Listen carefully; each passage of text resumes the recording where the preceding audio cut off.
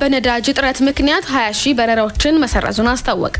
የጀርመኑ ግዙፍ የአቪዬሽን ኩባንያ ሉፍታንዛ በአሜሪካና በኢራን መካከል ባለው ጦርነት ሳቢያ በተከሰተው የጄት ነዳጅ እጥረትና የዋጋ ንረት ምክንያት እስከ ጥቅምት ወር ድረስ 20,000 አጫጭር በረራዎችን መሰረዙን አስታውቋል።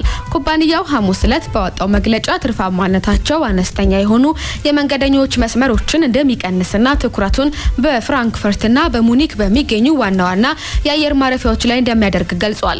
ይህ ውሳኔ ወደ 40,000 ቶን የሚጠጋ የጄት ነዳጅ ለመቆጠብ ያስችላል ተብሏል። የጦርነቱ መነሳትን ተከትሎ በአንዳንድ የዓለም ገበያዎች ላይ የጄት ነዳጅ ዋጋ ከእጥፍ በላይ ጨምሯል። በየካቲት ወር መጨረሻ ላይ በአንድ በርሜል $99 የነበረው የጄት ነዳጅ በሚያዝያ ወር መጀመሪያ ላይ እስከ $209 አሻቅቧል። አውሮፓ ከምትጠቀመው የጄት ነዳጅ ውስጥ 75% የሚሆነውን ከመካከለኛው ምስራቅ የምታመጣ በመሆኑ በሆርሙዝ የባህር ወሽመጥ ላይ ያለው ጸጥታ ችግር የአቅርቦት ሰንሰለቱን ክፉኛ አውኮታል። የአውሮፓ ህብረት ኤነርጂ ኮሚሽነር ዳን ጆርገንሰን እንደገለጹት ይህ የኤነርጂ ቀውስ ለወራት አልፎ ተርፎ ለዓመታት ሊቀጥል እንደሚችል አስጠንቅቀዋል። ዘገባው የአልጀዚራ ነው።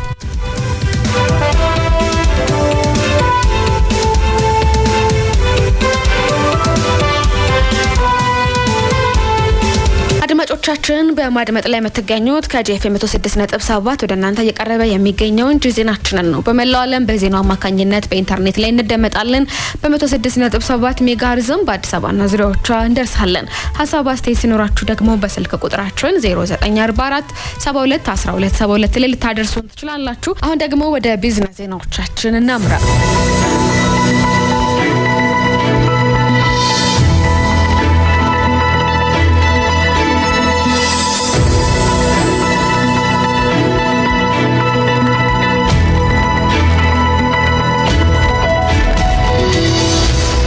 $4 ሚሊዮን ሊትር የምግብ ዘይት በኮርፖሬሽኑ ስር በሚገኙ ፓርኮች ተመርቶ ለገበያ መቅረቡ ተገለጸ።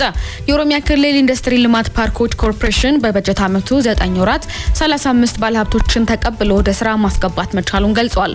ኮርፖሬሽኑ በተለይ በተኪ ምርቶች የልማት ዘርፎች ላይ ትኩረት አድርጎ መስራቱን አስታውቋል። በኮርፖሬሽኑ የልማት ዘርፍ ምክትል ስራ አስፈጻሚ ሰለሞን ቱፋ በበጀት ዓመቱ ባለሀብቶች በቡልቡላ የተቀናጀ ኢንዱስትሪ ፓርኮች፣ በመካከለኛ ኢንዱስትሪ ማዕከላት፣ ጥቃቅን ኢንዱስትሪ ማኒፋክቸሪንግ ዘርፍ ገቢ ለማመንጨትና ተኪ ምርቶችን ለማምረት ወደ ስራ መግባታቸውን ጠቁሟል። በበጀት ዓመቱ 9 ወራት 3.4 ሚሊዮን ሊትር የምግብ ዘይት በኮርፖሬሽኑ ስር በሚገኙ ፓርኮች ተመርቶ ለገበያ ያቀረበ ሲሆን ከዚህም 1.3 ቢሊዮን ብር ገቢ ተገኝቷል ብሏል።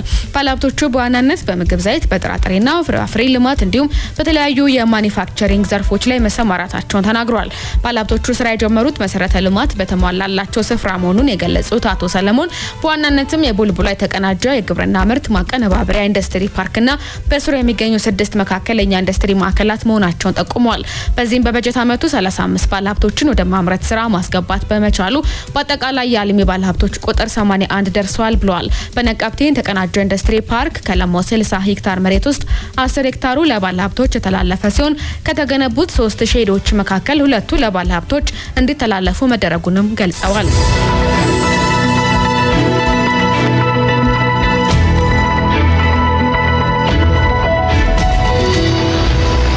በ9 ወራት ውስጥ $4.85 ቢሊዮን የሚያወጡ ምርቶችን በሀገር ውስጥ መተካት ተችሏል ተባለ። የኢንዱስትሪ ሚኒስትሩ አቶ መላኩ አለበል ባለፉት 9 ወራት ውስጥ በሀገሪቱ የማኒፋክቸሪንግ ዘርፍ የተመዘገቡ አበይት ስኬቶችን ይፋ አድርጓል። በሪፖርታቸውም $4.85 ቢሊዮን የሚያወጡ ገቢ ምርቶችን በሀገር ውስጥ መተካት መቻሉን ገልጸዋል። ጠቅላይ ሚኒስትር አብይ አህመድ በተገኙበት በተካሄደው የስራ አፈጻጸም ግምገማ ላይ እንደተመላከተው የኢትዮጵያ ታምርት ንቅናቄ ለዘርፉ መነቃቃት ትልቅ አስተዋጽኦ አበርክቷል። በዚህም በገጠር ኢንዱስትሪያላይዜሽን ፕሮግራም 754 ኢንዱስትሪዎች ወደ ማምረት ተግባር መሸጋገራቸው ታውቋል። የማኒፋክቸሪንግ ዘርፉ ቀደም ሲል ከነበረበት 4.8% እድገት ተነስቶ አሁን ላይ በሁለት አሃዝ በማደግ ከ13% በላይ መድረሱን ሚኒስትሩ አብራርተዋል። ይህም የኢኮኖሚ መዋቅራዊ ሽግግርን ለማሳካት የተከናወኑ የሪፎርም ስራዎች ውጤት መሆኑን አስገንዝበዋል።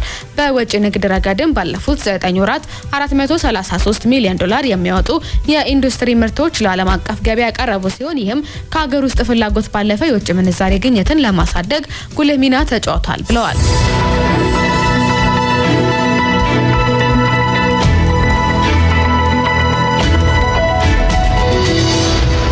በመጨረሻም ከውጭ የኢራን አሜሪካ የሰላም ንግግር በመስተጓጎሉ የነዳጅ ዋጋ ዳግም አሻቀበ። በኢራንና በአሜሪካ መካከል የተጀመረው የሰላም ንግግር ምንም አይነት መሻሻል ሳያሳይ በመቆሙ የዓለም የነዳጅ ገበያ ዳግም ከፍተኛ የዋጋ ጭማሪ ማሳየቱ ተዘግቧል።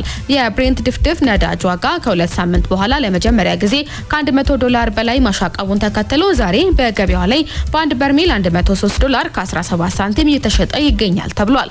ኢራን በስትራቴጂክ የባህር መስመር ላይ ሁለት የንግድ መርከቦችን መያዟን ተከትሎ የነዳጅ አቅርቦት ስጋት ይበልጥ ተባብሷል። በዓለም አቀፍ ደረጃ ከሚተላለፈው የነዳጅ ድርሻ ውስጥ 20% የሚሆነው በዚህ መስመር የሚያልፍ በመሆኑ መዘጋቱ በገበያው ላይ ከፍተኛ ጫና ፈጥሯል። አሜሪካ በኢራን ላይ የባህር ላይ እገዳዋን የቀጠለች ሲሆን በኤዥያ የውሃ አካላትም ቢያንስ 3 የኢራን የነዳጅ ታንከሮችን በቁጥጥር ስር አውላለች። የድርጊት የሁለቱን ሀገራት የንግድ ሽኩቻም የበለጠ አባብሶታል። በሌላ በኩል ጦርነቱ በፈጠረው የነዳጅ አቅርቦት መስተጓጎል ሳቢያ አሜሪካ በታሪኳ ከፍተኛ የሆነ የነዳጅ የወጪ ንግድ በማከናወን ላይ ትገኛለች። የገበያ ተንታኞች እንደሚሉት በፋርስ ባህረ ሰላጤ አካባቢ ዘላቂ መፍትሄ እስካልተገኘ ድረስ የነዳጅ ዋጋ መዋዠቁና ስጋቱ እንደሚቀጥል ይጠበቃል።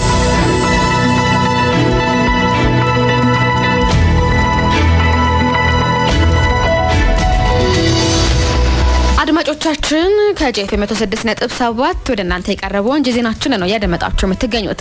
በእኔ በኩል ለሰዓቱ ያዘጋጀውላችሁን ያደመጣችሁትን ይመስል ነበር። ከዚህ መቀጠል የስፖርት መረጃዎችን ባልደረባዬ መኩሪያ ሰፋ ወደ እናንተ ያደርሳል። እዚህ ጋር በቃው። በያላችሁበት መልካም አዳር።